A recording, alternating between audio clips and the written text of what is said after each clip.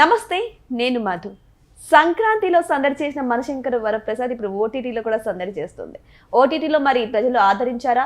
సంక్రాంతిలో అయితే చాలా బాగా ఆదరించారని చెప్పొచ్చు. కలెక్షన్ కూడా ఆ రేంజ్ లోనే వచ్చింది. మరి ఓటీటీ పరిస్థితి ఏంటి? ఈరోజు మనం తెలుసుకుందాం. ప్రస్తుతం మనతో పాటు ఉన్నారు సీనియర్ జర్నలిస్ట్ శ్రవణ్ కుమార్ గారు. వారిని అడిగి మరిన్ని విషయాలను తెలుసుకుందాం. నమస్కారం సార్. నమస్తే అండి సార్, సంక్రాంతి విషయానికి వస్తే మనశంకర్ వరప్రసాద్ టాప్ 1లో నిలిచింది. కలెక్షన్స్ కూడా బాగా వచ్చాయి, అందరూ ఆదరించారు. ఇప్పుడు ఓటీటీలో కూడా వచ్చింది. ఇక ఇది నిజం చెప్పాలంటే మెగాస్టార్ ఫ్యాన్స్కి ఒక పండగ లాంటి వార్త అని చెప్పొచ్చు. మరి ఓటీటీలో ప్రజలు ఎలా ఆదరిస్తున్నారు సార్? ఖచ్చితంగా అండి. ఈరోజు స్ట్రీమింగ్ స్టార్ట్ చేసినటువంటి మనశంకర్ వరప్రసాద్ గారి చిత్రం బ్లాక్ బ్లాస్టరే. గట్టిగా చెప్పాలి, అర్థమయ్యే భాషలో చెప్పాలంటే స్ట్రీమింగ్ కూడా ఈ క్లిక్కింగ్కు జామ్ అయిపోయిందా అనిపించే రేంజ్లో స్ట్రీమింగ్ మార్నింగ్ నుంచి భారీ ఎత్తున నడుస్తూ ఉంది. అంటే ఆల్రెడీ థియేటర్లో చూసిన వాళ్ళు, థియేటర్లో ఎఫర్టబిలిటీ లేక అంటే డబ్బులు పెట్టి చూడలేకనో పని ఒత్తిడి వల్ల ఉన్న వాళ్ళందరూ కూడా ఇప్పుడు ఓటీటీలో చూస్తున్నారు. అది అందరి ఇళ్లలో కూడా సౌండ్ సిస్టము హోమ్ థియేటర్ రేంజ్లో 50-60% ఉంది. ఎక్కడో రేర్గా మామూలు రెగ్యులర్ టీవీలు ఉండొచ్చు. ఈ రోజులు అందరికీ కూడా ఇంచుమించు మంచి స్మార్ట్ టీవీలో ఉంటాయి కాబట్టి సినిమా ఎఫెక్ట్ తోటి చూస్తున్నారు. మంచి స్ట్రీమింగ్ ఉందనే చెప్పొచ్చు. 2026 సంవత్సరం ఓపెనింగ్ జనవరి సంక్రాంతి ఓపెనింగ్కే సినీ పరిశ్రమకు కాసుల వర్షం కురిపించిందని చెప్పాలి. కాసుల మాట ఎట్లున్నా కూడా వచ్చిన 5-6 చిత్రాల్లో ఒక 4 చిత్రాలు సూపర్ డూపర్ హిట్ ఉండి మంచి హెల్తీ వాతావరణాన్ని ఇవ్వడం అంటే అందరికీ సంతోషపడుతున్నారు. అందులో Manashankar Varaprasad super duper hit. సరే, ఆ టికెట్ ధరలు పెంచడాలు అవన్నీ ఎక్కువ ఎఫోర్డబిలిటీ అది ఎప్పటికి ఉన్నటువంటి ఆ జాడ్యమే. అట్లా టికెట్ పెట్టి చూడలేని వాళ్ళకి కూడా ఇవి ఈరోజు ఓటీటీలో చూస్తున్నారు. ఓటీటీ కూడా ఫ్రీ ఏం కాదు, మనం ఆల్రెడీ సబ్స్క్రిప్షన్ తీసుకునే ఉంటాము. బట్ అన్నీ 1 ఇయర్కి ఏదో వ్యాలిడిటీ ఉంటాయి కాబట్టి ఇప్పుడు ఫ్యామిలీ ఓరియంటెడ్. నిజంగా నిన్నటిదాకా ఫ్యామిలీ ఓరియంటెడా కాదా అని తెలుసు అంటే ఇది ఖచ్చితంగా ఈరోజు జరుగుతున్నటువంటి స్ట్రీమింగ్ చూస్తే అందరి ఇళ్లలో ఫ్యామిలీ అవర్స్లో చూస్తున్నారంటే దాని అర్థం ఏంటంటే ఫ్యామిలీ ఓరియంటెడ్ ఎంజాయ్ చేస్తున్నారు.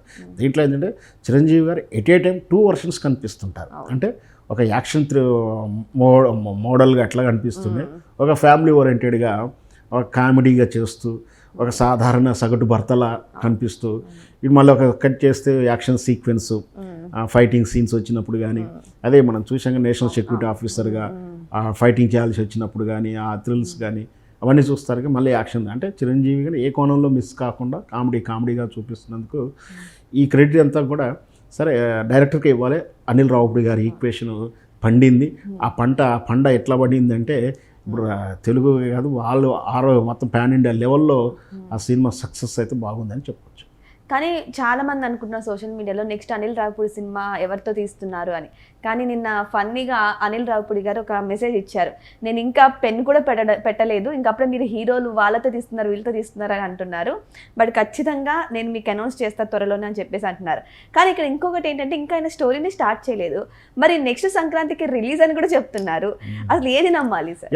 అనిల్ రావుపూడి గారు ఆల్రెడీ వెంకటేష్ చిత్రాన్ని ముందుకు తీసుకొస్తున్నారని ఆదర్శ కుటుంబ షెడ్యూల్లో ఉన్నప్పటికీ కూడా ఈ సంక్రాంతి వస్తున్నాకు సీక్వెల్, అది ఆల్రెడీ సంక్రాంతికి సీక్వెల్, మళ్ళీ వస్తున్నాకి సీక్వెల్, ఇంకో థర్డ్ ఫిల్మ్ కూడా అదే వెంకటేష్ కాంబినేషన్ ఒకవైపు వింటూనే మళ్ళీ ఒకవైపు మెగా ఫ్యామిలీ నుంచే మళ్ళీ అదే కాంబినేషన్ తోటి పవన్ కళ్యాణ్కి సినిమా అని మళ్ళీ ఇది మెగాస్టార్ చిరంజీవి ఇంకొక సినిమా కోసం ఆయనతో చర్చలు జరపాలని రకరకాల వార్తలు ఇవన్నీ సోషల్ మీడియాలో అభిమానులు తమ ఇష్టపూర్తిగా చర్చలు జరుస్తూ ఉంటారు. కొన్ని ఆ చర్చలను కొన్ని సందర్భాలు వార్తలుగా మరచి గాసిప్స్ కాస్త తిరుగుతూ ఉంటాయి. ఏదన్నా అనిల్ రావుపూడి గారు అయితే ఇప్పుడు సక్సెస్ రేంజ్లో డైరెక్టర్ రేంజ్లో ముందున్నాడని చెప్పాలి. ఇప్పుడు ఆయన ఎప్పుడు డేట్స్ ఇస్తే ఎప్పుడు సినిమా చేస్తానికి హీరోలు సిద్ధంగా ఉన్నారు. అసలు ఆయన సినిమా చేసి చూస్తానికి ప్రేక్షకులు సిద్ధంగా ఉన్నారని చెప్పొచ్చు. ఆల్రెడీ ఇప్పుడు ఓటీటీలో మనశంకర్ వరప్రసాద్ గారు మంచిగా స్ట్రీమ్ అవుతుంది, అందరూ చూస్తున్నారు. డబ్బులు ఉన్న వాళ్ళు లేని వాళ్ళు కూడా ఇంట్లో ఎంజాయ్ చేస్తున్నారు. కానీ ఇక్కడ ఏంటంటే ఈ అదృష్టం అంతా అనిల్ రావుపూడి ద్వారానే వచ్చింది అంటున్నారు. కానీ ఆయన ఎంతో సీనియర్ కదా సార్, సో ఆయన ఎఫర్ట్ కూడా ఉంటుంది కదా. ఖచ్చితంగా అనిల్ రావుపూడి గారి క్రెడిట్ కూడా, ఎందుకంటే ఏ విజయాన్ని వెనక లాభ నష్టమైనా సరే కెప్టెన్ డైరెక్టర్కే ఇవ్వాల్సి ఉంటుంది. చిరంజీవి గారు ఇప్పుడే కాదు, ఆయన 40-50 ఏళ్ళ నుంచి ఏ చిత్రం చేసినా కూడా డైరెక్టర్ గొప్పతనంతో పాటు ఆయన ఎఫర్టబుల్ కూడా ఉంటుంది. ఆయన కెరీర్ ఏం కాదు. కాకపోతే చిరంజీవి గారికి అంటే ఈ సినిమాకు ముందు ఉన్నటువంటి ఒక 2-3 చిత్రాలు డిసప్పాయింట్ చేయడం, కొంచెం డిసప్పాయింట్ అవ్వడం వల్ల ప్రేక్షకుడు అభిమానులు చిరంజీవి కూడా డిసప్పాయింట్ అని చెప్పాల్సిందే. కాకపోతే ఆ చిత్రాలు కూడా బాగున్నాయి. కాకపోతే ఈక్వేషన్లో కొంచెం బిజినెస్ ఎక్స్పెక్టేషన్లో కానీ చిరంజీవిని ఊహించుకున్న తీరు కానీ కొంచెం మా ప్రేక్షకుల ఎక్స్పెక్టేషన్ దూరంగా అవడం వల్ల అవి డిసప్పాయింట్ అయ్యాయి. వాటి చిరంజీవిని ఎలా కోరుకుంటున్నారో సరే వాటి నుంచి కాదు, ఈ యాక్షన్ సీక్వెన్స్ ఇవంత పెద్ద ఎత్తున అంత దూరం వెళ్ళాల్సిన అవసరం లేదు అని చెప్పేసి ఫ్యామిలీ ఓరియంటెడ్ కదా, అంటే ఏజ్ అనుకోవచ్చు, అనుభవం అనుకోవచ్చు, ఏదనుకోవచ్చు. మళ్ళీ చిరంజీవి గారు గతంలో ఏ చిత్రాలు చేశారో, గారానమ్మకుడు కానీ, రౌడీ అల్లుడు కానీ, ఇట్లాంటి ఏ చిత్రాలు ఉన్నాయో ఆ చిత్రాల తాలూకా కామెడీ పంచుని కలుపుకుంటూ ఫ్యామిలీ ఓరియంటెడ్ చేసి మళ్ళీ చిరంజీవి మార్కెట్ కానీ చిరంజీవి అభిమానానికి వాళ్ళకి ఈక్వేషన్ వాళ్ళని సాటిస్ఫై చేస్తానికి దాంట్లో కొంత యాక్షన్ సీక్వెన్స్ అంటే నెక్స్ట్ నేషనల్ సెక్యూరిటీ ఆఫీసర్ పెట్టి వాళ్ళకి ఏదో ప్రాబ్లం ఉన్నట్టుగా సేవ్ చేస్తున్నట్టుగా ఇట్లా ఆ యాక్షన్ చూపిస్తూనే దాంట్లో ఫ్యామిలీ డ్రామా ఇమిడిమి చేయడం అంటే గ్రేటెస్ట్ అనిల్ రావుపూడి గారు చెప్పాలి. దాన్ని పెర్ఫార్మెన్స్ విషయంలో కానీ ఆయన స్టైల్లో కానీ చిరంజీవి గారికి చెప్పాల్సిన అవసరం లేదు. యాక్షన్ విషయంలో కానీ డ్యాన్స్ విషయంలో కానీ అతను హీరోనే డైరెక్టర్. అయితే ఇప్పుడు మనశంకర్ వరప్రసాద్ చిరంజీవి గారి హిట్ అందుకున్నారు, కంబ్యాక్ అయ్యారని అంటున్నారు. మా చిరుని ఎలా చూడాలో అలా చూసామని కూడా ఫ్యాన్స్ ఫుల్ ఖుషి అవుతున్నారు. మరి నెక్స్ట్ ఏంటి సార్? నెక్స్ట్ ఖచ్చితంగా విశ్వంబర ఉంది. అది కూడా కొన్ని కరెక్షన్స్ తోటి ఏదో జరుగుతుంది. టైటిల్స్ కూడా రకరకాలుగా యానిమేషన్లు కూడా రకరకాలు చేస్తున్న వార్తలు ఉన్నాయి. అది గ్యాప్ తీసుకోవడం వల్లనే చెప్పాలి. ఎందుకంటే ఒకేసారి మనం చూస్తుంటాం, ఒకే తరహా చిత్రాలు ఎప్పుడు చూసినా మోసా పద్ధతిలో వస్తే ఫెయిల్ అవుతూ ఉంటాం. అంటే ఒక తరహా చూసిన మళ్ళీ అదే తరహా చూడాలి.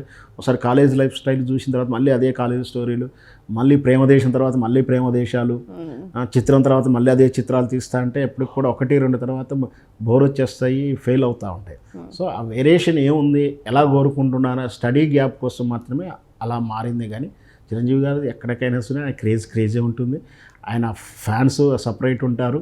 ఆయన ఫ్యాన్సే కాబట్టి అంటే ఇతరులను వేరే హీరో ఫ్యాన్స్ కూడా ఆయన చిత్రాలు ఆదరిస్తారు. అవును సార్. మరి విశ్వంబర ఎప్పుడు రిలీజ్ అయ్యే అవకాశం ఉంది? ఖచ్చితంగా రేపు వేసవి సెలవులకు సిద్ధమవుతున్నట్టయితే నాకున్న అవగాహన వేసవి సెలవులకు రిలీజ్ అవుతుంది అంచనా వేసుకోవచ్చు. అంటే ఉగాది తర్వాత లేదా ఉగాదికి అటు ఇటుగా వస్తున్నట్టు ఎక్స్పెక్ట్ చేయొచ్చు. సో ఇప్పుడు మనశంకర వరప్రసాద్తో హిట్ కొట్టిన మన మెగాస్టార్ చిరంజీవి గారు మళ్ళా సమ్మర్ హాలిడేస్లో విశ్వంభరతో మళ్ళీ రీఎంట్రీ ఇవ్వబోతున్నారు. అది కూడా ఏ రేంజ్లో హిట్ అందుకుందో మనం వెయిట్ చేసి చూద్దాం. Thank you so much. Thank you sir.